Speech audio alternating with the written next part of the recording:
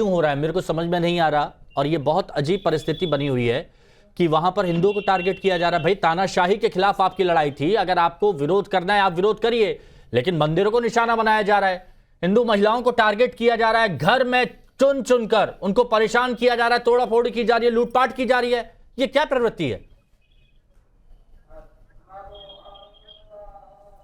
नहीं, ये दुर्भाग्यपूर्ण है और इसका हम विरोध करते हैं। किसी भी तरह से इसको जायज नहीं ठहराया जा सकता। लेकिन मैं अभी पूर्व वक्ता को सुन रहा था, उन्होंने कहा कि साहब नहीं ऐसा नहीं है, उन्होंने 10 बातें अपनी तरफ से कही हैं। हालांकि इस कहानी का रुख दूसरा है। शायद वो कहना नहीं चाहते या समझना नहीं चाहते। देखिए, जिस वक्त आरक्षण को लेकर इन तलबा ने, इन स्टूडेंट्स ने ये तहरीक शुरू की, तो उस वक्त जो है वो आरक्षण का ही मुद्दा था कि जो लोग आर्मी के लोग, जो लोग सेना के लोग या लोग स्वतंत्रता सेनानी वहां हैं, उनके लोगों को क्यों ज्यादा नौकरियां दी जा रही हैं, आम आदमी को क्यों नहीं मिल पाती।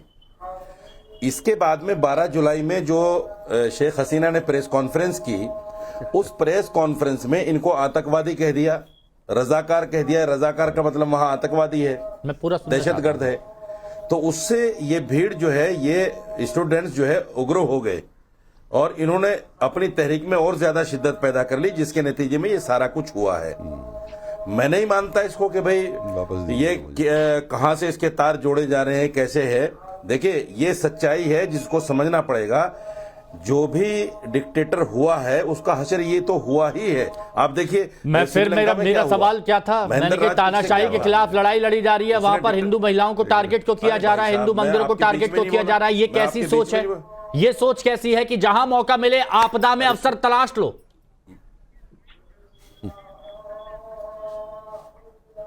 भाई साहब, मैंने पहले ही उसको कह दिया कि ये गलत है। गलत है तो आप उसको बार बार क्यों ला रहे हैं उसमें? तो अरे क्योंकि हो रहा है ना कि रिजर्वेशन के नाम पे हो रहा है, हम उसके साथ रिजर्वेशन के नाम पे हो रहा है। आप सोचिए, आरक्षण के नाम, आपने आरक्षण का मुद्दा उठाया, लेकिन आरक्षण के नाम पर ये खुन्नस कहां निकाली जा रही है? ये मन में कितनी नफरत भरी हुई है, ये सवाल है। अरे सुन तो लो मेरी बात। अच्छा, ये मुझे ये बताइए, मैं हिंदुस्तान का मुसलमान हूं या बांग्लादेश का मुसलमान हूं? आप हिंदुस्तान के मुसलमान हैं। आप मेरे ऊपर क्यों दाग रहे हैं इस तरह के सवाल? नहीं, मैं आपसे पूछना चाह रहा हूं, ये कैसी सोच है जो वहां दिखती है? हिंदुस्तान का मुसलमान हूं, नहीं तो मैंने उसको नकार दिया ना। भाई मैंने उसको नकार दिया कि हमारा कोई भी आदमी उसका समर्थन नहीं कर सकता। लेकिन खुलकर सामने भी नहीं आते कि एक दूसरे के साथ समर्थन कर रहे हैं रिजर्वेशन के विरोधियों का, और यहां आप समर्थन करते हैं, रिजर्वेशन मांगते हैं। ये कैसी मानसिकता है आपकी? वहां आप कह रहे हैं कि रिजर्वेशन का विरोध, उसको समर्थन दे रहे हैं, और यहां आप लोग खुद रिजर्वेशन मांगते हैं। कपिल साहब, मैं आपके बीच में नहीं बोला, मैं आपके बीच में नहीं। सवाल अच्छा है, बता दीजिए जवाब इसका। हाँ, आप बीच में क्यों बोल रहे हैं? मुझे बोलने दीजिए ना। नहीं, जवाब देखिए, हर मुल्क की अपनी नीति, नीयत, उसके जो सामाजिक ताने बाने हर मुल्क के अलग अलग हैं। आप यहाँ कैसे रिजर्वेशन को कैसे मना कर सकते हैं? बताइए आप मुझे। मैंने मना नहीं किया, मैं तो आपकी बात कर रहा हूं जनाब। कोई दूसरा विकल्प है? नहीं, अरे आप कह रहे हैं आप मांगते हैं, मांगेंगे क्यों नहीं? संविधान ने अधिकार दिया है मुझे। अरे भाई, तो वहां तो फिर कर सकते हैं उसको। अरे तो वहां रिजर्वेशन का जो विरोध हो रहा है, इसको भी तो कुछ, उस पे भी तो कुछ कहिए।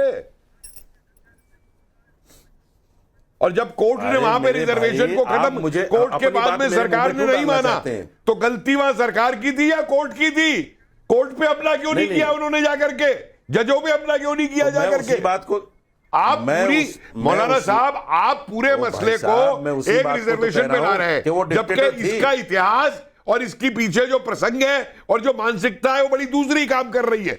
देखिए आज, लेकिन प्रोफेसर साहब आज सुनिए, आज की ये चर्चा बहुत गंभीर मुद्दे पर है और इसको समझना बहुत जरूरी है, क्योंकि ऐसी खबरें आ रही हैं जो सोचने पे मजबूर कर रही है कि वहां पर अल्पसंख्यकों को यानी हिंदुओं का हो क्या रहा है। नाजिया, मैं आपके पास आऊंगा, लेकिन एक बड़ी खबर बताते हैं बांग्लादेश से।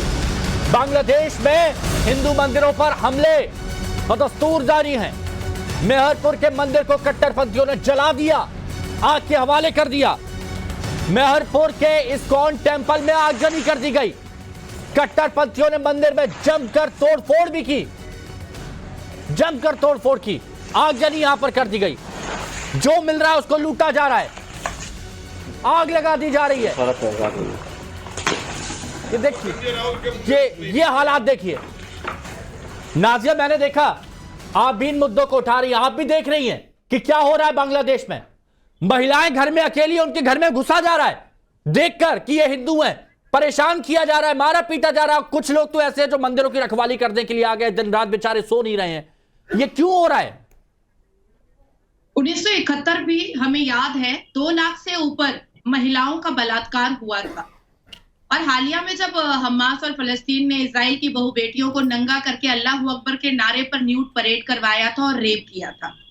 और इस बार फिर से हमने जिहाद का असली चेहरा देखा है, अपनी आंखों से देखा जिहाद का मतलब क्या होता है। फाजिल अहमद रुकिए, बहुत इंपॉर्टेंट मुद्दा है, सुनिए। फाजिल अहमद, आपके पास आऊंगा, वक्त मिलेगा, आप बोलिएगा, बीच में मत बोलिए, मैं आ रहा हूं आपके पास, सबको सुन रहा हूं। सीरियसनेस समझ ही नहीं सकते ये मौलाना। कितना गंभीर मुद्दा है, कितना गंभीर मुद्दा है, वो दिखाई नहीं देता। अनर्गल बातें कर रहे हैं। वहां क्या हुआ था, वो वहां क्या हुआ था, तो आप भी करेंगे इसकी भाई को।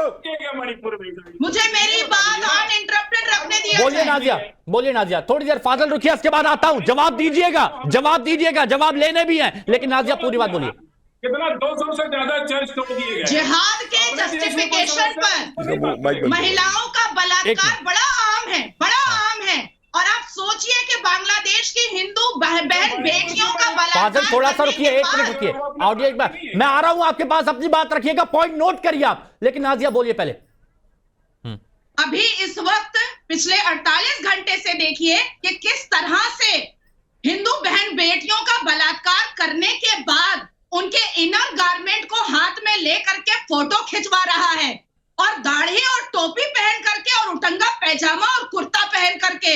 आप सोचिए कि ये वो मुसलमान है जो शेख हसीना को भगवाने के बाद, उनको कूच करवा देने के बाद भी उसके घर से चेयर टेबल तो चोरी कर रहा है, पर साथ साथ में अल कुरान की इस्लामिक धार्मिक मजहबी किताब को भी चोरी कर रहा है। इस्लाम के जस्टिफिकेशन और जिहाद के जस्टिफिकेशन पर बलात्कार तो आज से नहीं, एक जमाने से जायज है, लेकिन ये इसको मानेंगे नहीं। स्टूडेंट पॉलिटिक्स और रिजर्वेशन का मुद्दा अभी रशीदी साहब ने उठाया। अरे चुप रहिए, चुप हो जाइए। बांग्लादेशियों को घुसाने वाले चुप हो जाइए। बांग्लादेशी घुसपैठियों मुसलमानों को इंसल्ट करवाने वाले भारत में चुप हो जाओ।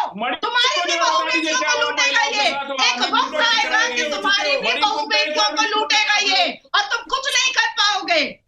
मैं पूछना चाहती हूँ कि ये कौन से स्टूडेंट हैं, जो जमाते इस्लामी के टेररिस्ट बनते हैं?